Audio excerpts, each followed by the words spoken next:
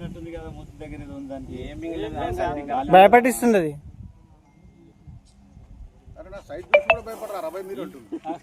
అవు కదా అది ఇంత దుడ్డు ఉంది అది మంచిగా కండ పట్టింది అది.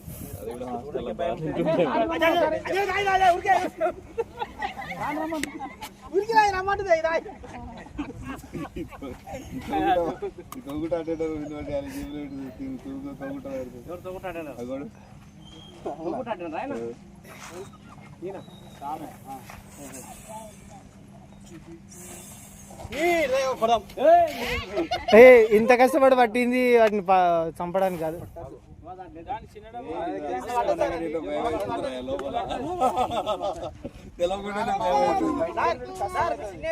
వాడి లోపల